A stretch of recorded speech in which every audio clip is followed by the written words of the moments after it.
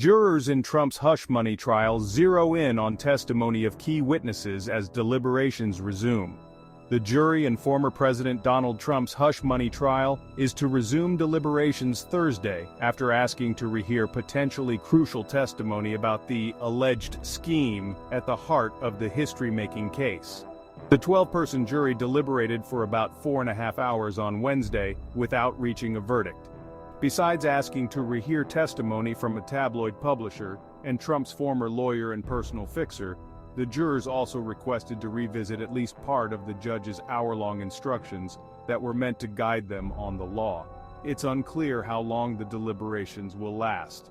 A guilty verdict would deliver a stunning legal reckoning for the presumptive Republican presidential nominee as he seeks to reclaim the White House, while an acquittal would represent a major win for him and embolden him on the campaign trail.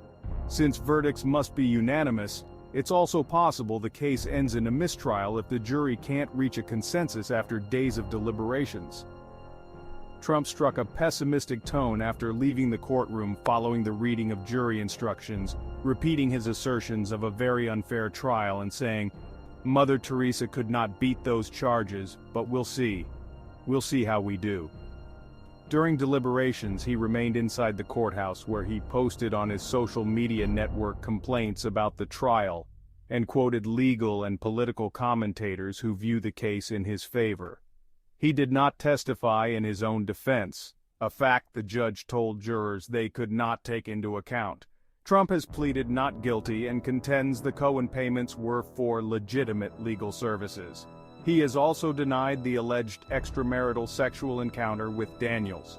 The Trump team need not establish his innocence to avoid a conviction, but must instead bank on at least one juror finding that prosecutors have not sufficiently proved their case. In their first burst of communication with the court, jurors asked to rehear testimony from Cohen and former National Enquirer publisher David Pecker about an August 2015 meeting with Trump at Trump Tower, where the tabloid boss agreed to be the eyes and ears of his fledgling presidential campaign.